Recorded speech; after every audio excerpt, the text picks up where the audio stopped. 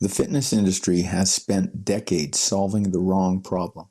It keeps selling better programs to people who do not need better programs. I take the opposite approach. My exercise advice is simple. Move your body. Do it consistently. Daily, in fact. 2 minutes is where it starts. 2 minutes? The question underneath is obvious. If the prescription is so basic and the time commitment so low, what is the rest of the work? Hey there, it's me, Core, and you're listening to Exercise and Consistency, from fitness to flourishing. The program is not the problem.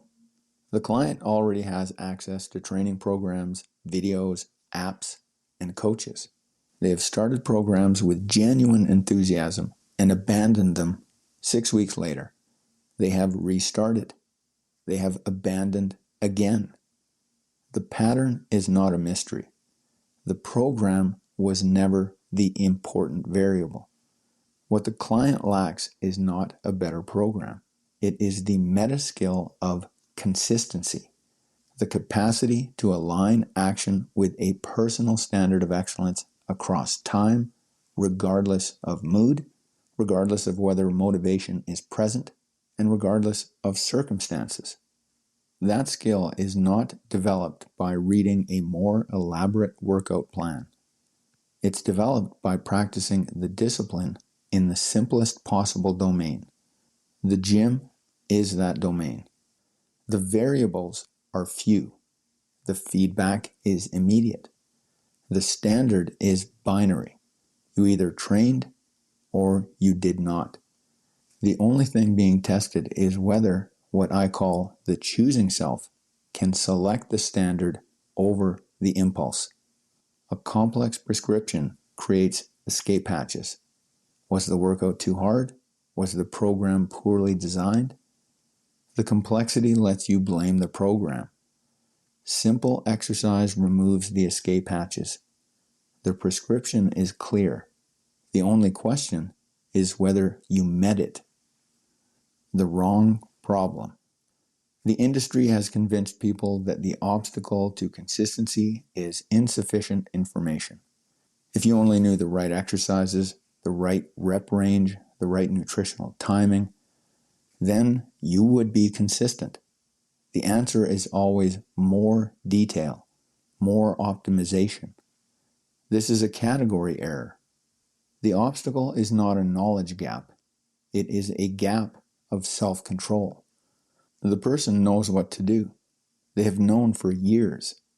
The failure occurs at the point of action, the moment where the impulse to skip meets the standard, and the standard does not win.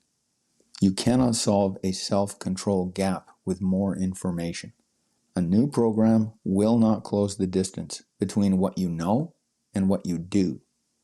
The only thing that closes it is the practice of closing it repeatedly in a simple domain with a clear standard, without self-punishment when you fail. The discipline is not learned by reading. It is learned by doing. This is why I keep training help basic. The complexity is not the work. The discipline is the work. What the simple prescription reveals. Here's a typical scenario. A client has cycled through 6 programs over 2 years. Each one worked for a few weeks. When asked to describe what happened, the pattern was identical every time. Enthusiasm, then life interference, then one skipped day that became a skipped week. The programs were different. The failure was the same. The programs were never the variable. When the exercise advice is simple, 2 things become visible that a complex program conceals. First, the real reason for inconsistency. If the program is reasonable, the days you skip are not about the program. They are about the moment of choice, the impulse, the rationalization, the permission structure. These are the actual obstacle. A simple program leaves you alone with the choosing self. Second, the skill you are actually developing. When the workout is simple, you are not learning to exercise. You are learning to choose. The physical adaptation is secondary. The primary adaptation is the strengthening of self-control. That faculty, once developed, operates in every domain. The person who learns to choose the standard in the gym is the same person who will choose the standard in their finances, their relationships, their career. The domain changes, the skill does not. The objection, a reasonable objection. If the exercise advice is so basic, what is the value? Anyone can say, move your body. The value is not the exercise advice. The value is the framework that closes the self-control gap, the distinction between intending to act and acting, the discipline, the practice of returning attention to the standard without self-punishment, the virtuous self-control that converts a correct judgment into a correct action. The prescription is simple because the prescription is not the product. The product is the meta skill of consistency. The product is the skill of self-control, strengthened by practice, available in every domain of life. The work that needs doing. I keep training help basic because that is not the work that needs doing.